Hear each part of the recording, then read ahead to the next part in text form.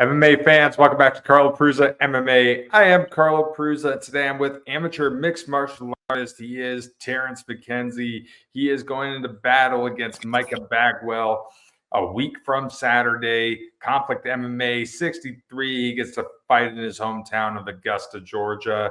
Terence, what's up, man? What are you doing What's tonight? up, man? What's up now? Are you doing a little training? Just chilling now? Yeah, man. Just training every day, working and training. That's it. Day by day, working and training. Keep on building these blocks, trying to get to where I need to go. So you're only about 10 days out from the contest. You stay active. You only fought about 6 weeks ago or so down here in Beaufort. Now fighting again in the home crowd in Augusta. What's the mindset knowing that you're only about a week and a half from running the battle? I'm coming off a loss, so it's big. It's a big moment for me, coming off of a loss to a good wrestler, a high level wrestler. It means a lot to fight in front of everybody that know me and like coworkers, family, and friends. So it's like got to go out there and put my all on it. You know, people putting their money to see me win. My job sponsoring me; they want to see me win. So it's like it's can't hold nothing back when you step inside that cage. And hopefully, if the fight go to wrestling, you know, I did a whole bunch of work and towards that. I hope I can showcase that all the work that I've been putting in for that one. But we here to fight, 100%. We here to fight. You know, on this card, it's not just you representing your gym. I mean, there's 9 of your teammates, so 10 of you guys total on this card. It's pretty crazy. And I mean, your guys are bringing out most of the top guns too. You know, I mean, all of your fighters are stout, but you know, the Amanda Andrews of the world and Andrew Morris, and you got Quincy, you got Jason, you got Joel's pro debut. When you figured out all these guys were on it, did you get pretty excited? Yeah, that blew my mind. The fact of that blew my mind. Like, I was like, it surprised me because we had 4 last year, and to go from 4 to 10 people fighting on the card was a pretty big shock. But it's like we got to go out there and set a standard, and keep the name going, and show what we made of, and show all the hard work that we put in, because it's been a lot of hard work put in throughout these last couple weeks, and I hope everybody get to go out there and just showcase everything that they worked on. So, in addition to fighting, do you plan on doing any cornering as well that night? Hey, if they let me, I will corner. But I rather just stick to fighting and just work my way up. I rather stick to fighting right now, just work my way up. It would be nice. It'd be nice to try it though. It'll for sure be nice to try it. You know, so I know you started briefly getting into mixed martial arts. You got into it over in Florida, but what drew you into it? I think if I'm saying this correctly, I think you started the Jujitsu a little bit first. You know, what Right. got you into that world? I think I had got asked this question before, but again, just like a lot of stress in life. Like anytime I step inside the gym, just all those worries go away. I mean, it's still there in the back of your mind, but when you handling business out there on the mats and you training, you got time for all that. So your mind go into like this little free space to where you can focus and just ease everything on the outside of that's going on. And I think, I don't know, it just followed me everywhere. Like I met Joel in high school, and it was crazy because my best friend down in Florida, his dad owned the fighting company, HOF MMA. And when I moved from down there, I moved up here 9th grade, and in 10th grade I went to Cross Creek, met Joel, and he told me they own the gym, and I went up there a couple of times. So it was like, it was hunting me. The fight life was hunting me. I wasn't hunting. It was hunting me, and it just came back around. So I said, hey, I'm going to go ahead and just put my best foot forward I'm in the right position in life to go for it. So here we are now. So I've heard that you and Joel were teammates, wrestling teammates, and I heard that before a practice or something, you found out that Joel also does mixed martial arts, and a jiu-jitsu match started breaking out, and everyone was like, "What the hell are they doing?" Yeah, he told me he had jujitsu experience and stuff, and at that time I was almost to like a blue belt. So I was like, hey, let's get a roll in. And hardest roll in my life. And at that age, when I was down in Florida, I had rolled with brown belts and gave them trouble on the mat. So the roll around with someone like him and just to tap me, I knew the skill level was like it's a big difference in the skill level. So that also kind of drew me towards like, hey, he knows something. I gotta go see what he knows. Gotta go see all the work that they putting in, what they doing. And it's a true program. It's a true program. I'm glad I got that experience. You know, if anyone follows regional mixed martial arts in the South Carolina, Georgia area, Fagler's MMA is something that keeps coming up over and over. I mean, look at the talent, the skill level. I mean, it's like a fantasy football team, if you will. I mean, we talked about a little bit, but like Quincy and Joel and Jason, also obviously Malcolm about to go to the Contender Series and all this stuff. But one thing I love about the gym, from day one, I recognize the family environment. Everyone's there for everyone. Some of the bigger name guys we mentioned, even when they're not fighting, they're at all their teammates' fights. I don't think I've seen Malcolm I've never seen him not at an event that Fagler's was at, which I think is amazing. And the same thing for Quincy and the other ones. What is it like being able to sharpen your skills and learn in an environment like that? It's truly like it's truly a blessing and a honor to train with people like that at that such of a skill level, especially coming in as an amateur. Like, you don't get a lot of work coming in. I've been around and I've seen people work, and I've seen all type of different skill levels. I've seen new guys come inside of our gym and literally level up within a couple months, and it's a clear difference in like striking, grappling, the heart, everything. So it means a lot to share mats with people like that, especially when the program is stamped. Like, this program is stamped for a minute, so it's just an honor to train with them, share the mats with them, and carry out all these missions, all these fights and stuff that's coming up, and keep it going, keep the legacy going. Yeah. We get to see the pro debut of Joel here on this card. I mean, the #1 heavyweight prospect in the continent. It's crazy. Muay Thai contest. No one wants to fight about mixed martial arts. Rightfully so. I get it. I could see why. How exciting is it for you, a guy who's been around them for so long, to be able to watch him take the next step here? It's amazing. It's a life-changing thing. So it's awesome to see him take a step to further his career.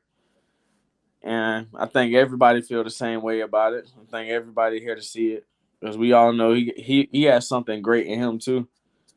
Everybody on the team has something great on him, but it's just his time to go out there and prove it. And I think it's amazing to see him get his chance to go out there and do it. I think he really deserves it. He been around for a minute, put his heart in there day in, day out. Another guy you're really cool with, obviously, Walla, Malcolm Wellmaker. Right. Guy that if you're an MMA fan, you've heard of him, or if not, you're going to hear about him really, really soon. 7-0 mixed martial artist, guy who's about to fight on the Dana White Contender Series. The guy, in my opinion, he deserves it. I mean, that guy's a pipe fitter by day, professional mixed martial artist by night. He embodies, in my opinion, what it is to be a professional mixed martial artist. What has it been like having that guy in your corner and being able to train with him and push each other? It's amazing. The rounds that we get is crazy. From Walla, Joe to Jake, those rounds are in Quincy. Those rounds are like, you take something every time you step in front of them and spar with them. It's like you gonna learn something from them.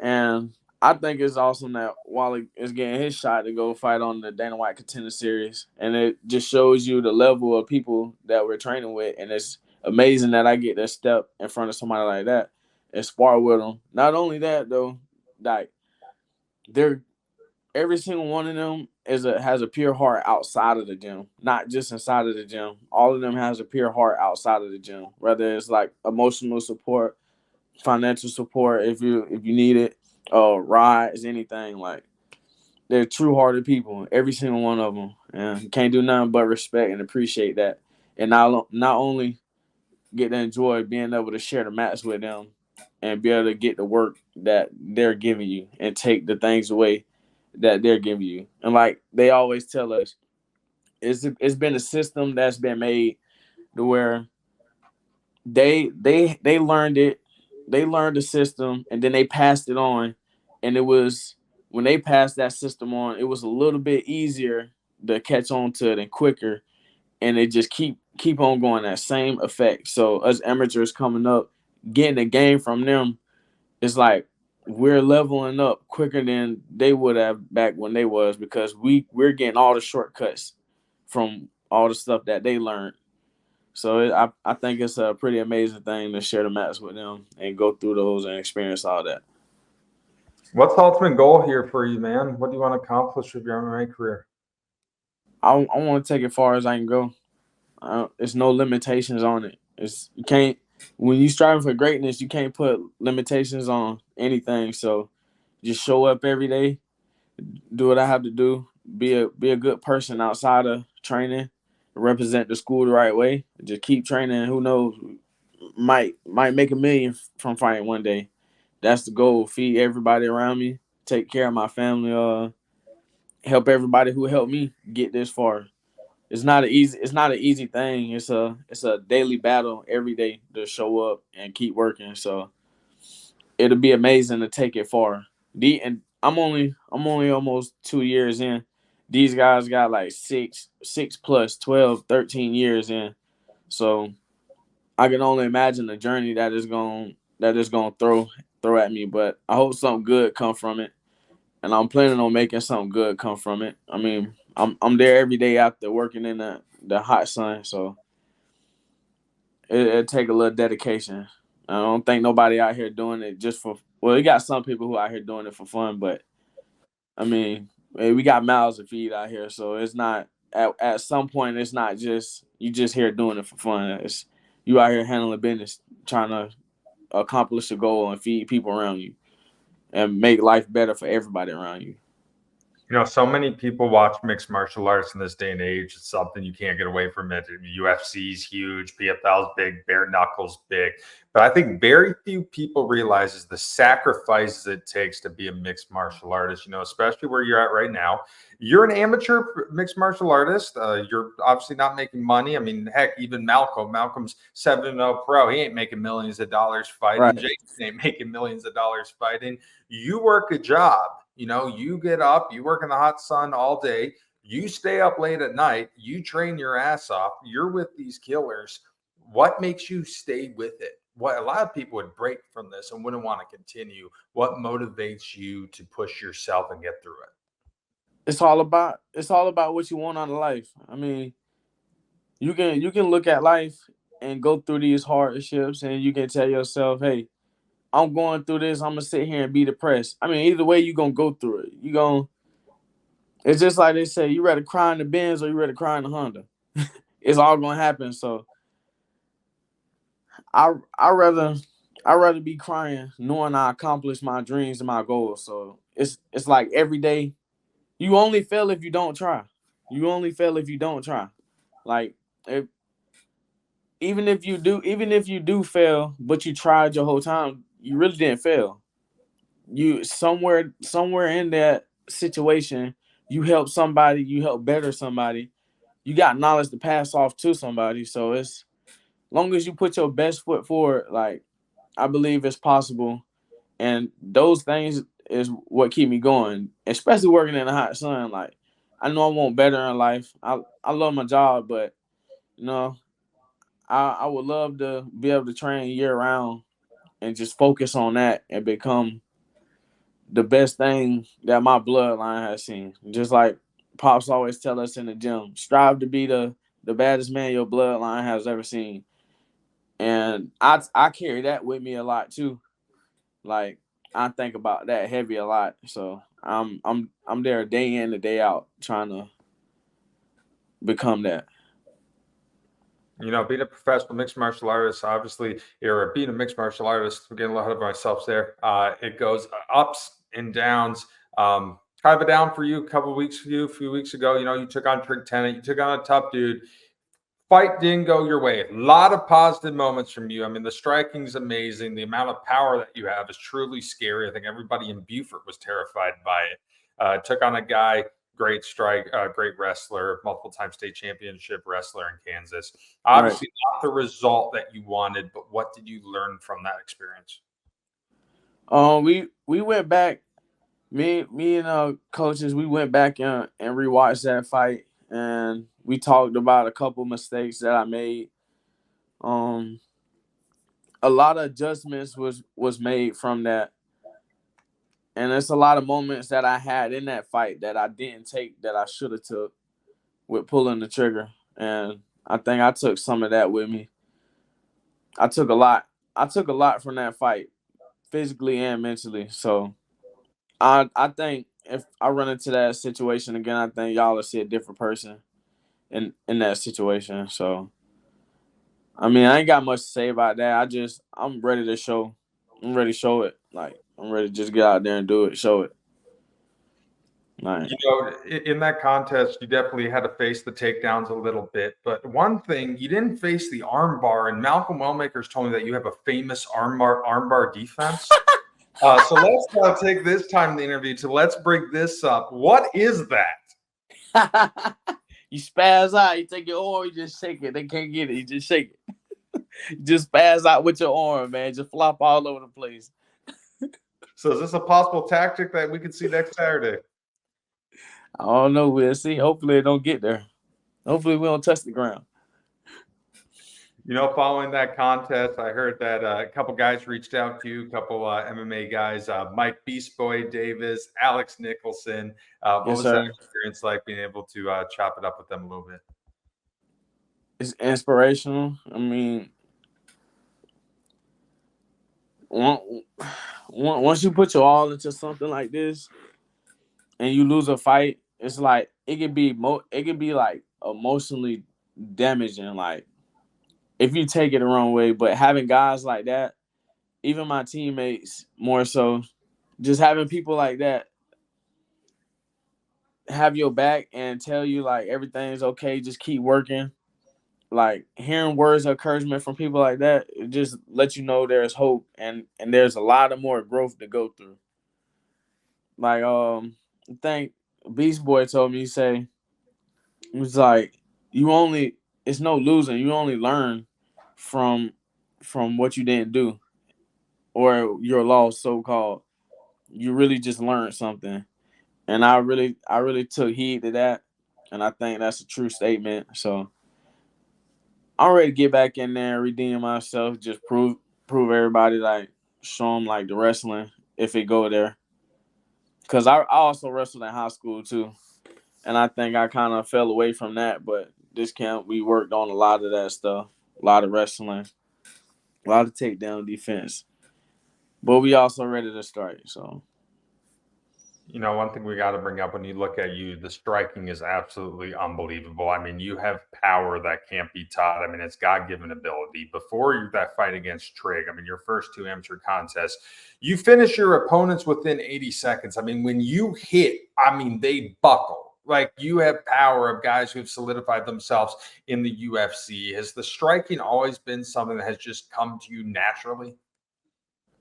somewhat, I didn't. I had a natural like God given talent of coordination and like brute strength, but far as the technique, the skill, like the footwork and stuff like that, I got to give that credit to the guys in the gym. I mean, seeing them and them helping me do all of that stuff played a big part in it. And what's crazy, I really don't feel like I've got to showcase any of my striking at the best of the ability that I really can showcase it at. So I mean, I feel like I still got a lot to prove. I got a lot to show. I got a lot to show, especially it's different than being in the gym and doing it than under the lights and doing it. So hopefully I get to showcase that soon, and everybody can really see the real me when I let hands go.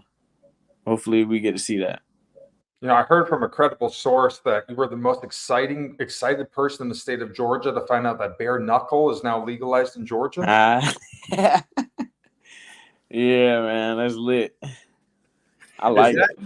Obviously, you want to do the MMA goal as long Right. as you can. You want to go to the UFC. You want to go to the big shows. Bare knuckle, maybe down the line, some point in this world, something you'd consider? I definitely try it. When the time comes, I'm definitely doing it. 100% I'm doing it. It's different. There's no protection on your hands. The punches is unforgiving. That's a known fact. Everybody know that. I'm ready. One day we'll get there. We'll try it. And now, what would you prefer? Do the bare knuckle boxing or bare knuckle mixed martial arts? Either. It don't even matter. Whichever they give me opportunity to, it wouldn't even matter. It's all the same. When we get to that point one day, I got a couple friends who own a pretty big bare knuckle MMA company, and maybe we can introduce you at that point. Yes, sir. I hope so. Hopefully we look forward to it. We can look forward to that. All right, so more back on the fighting 8 days or 10 days away now. You're taking on a guy, Micah Bagwell, a guy he's getting into his third fight. You've relatively the same amount of fights here overall. What do you think of him as an opponent? What you say now? Can you repeat that? You're taking on a guy, Micah Bagwell, a guy going into his, I believe, his third amateur MMA fight. You have a similar record. What do you think of him as an opponent?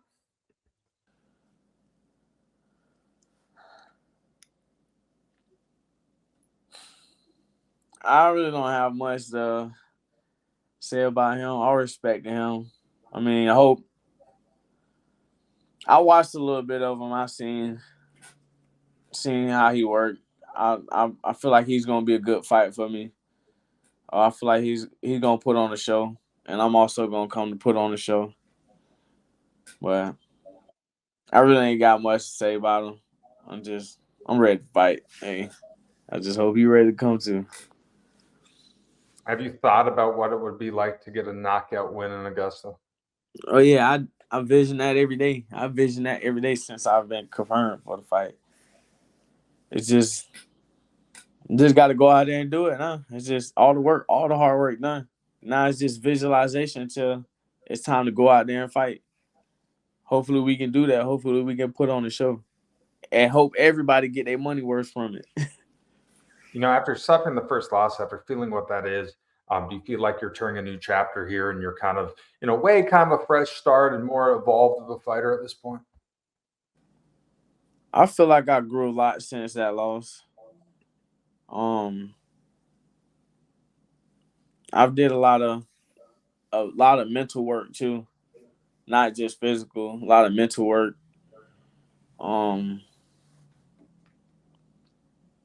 I feel like y'all see a different person when I fight this time, for sure. And obviously, you're going to fight here with Conflict MMA, a promotion that your gym has been involved in so much. You fought on Conflict MMA. What do you think of promotions like this that are, in a way, kind of like feeder leagues and pathways for guys to be able to go out, compete, enhance their skills, and eventually go to the bigger shows? It's amazing. It's amazing to have opportunities like that. It's a blessing. So I mean, when people get chances like that, I think they should take it and run with it, because not everybody is in a position to take these opportunities and do the things that we're doing. So, everybody should be thankful that these platforms are out here for us to come out here and showcase and try to get to the next level and better our life. And who knows, like, somebody might see one of these fights from these promotions. It might give you the biggest chance of a lifetime. So it's amazing to have that in front of you. All right, Terence, last question for you, bud. In a perfect world, what goes down when you take on Micah Bagwell next Saturday in Augusta, Georgia? The fight in, and I'm standing over him. That's how I see the fight ending. Like that would be perfect. I don't care how it happened, but as long as he go to sleep, that it'll be amazing. All right, Terrence. Well, thank you so much for chopping it up with me, man. And I look forward to seeing you compete once again. And I'll see you in Augusta next Saturday. Yes, sir. Appreciate it, man. I'll see you. That's Terence McKenzie. I'm Carl Perusa. Stick around. Yes, sir.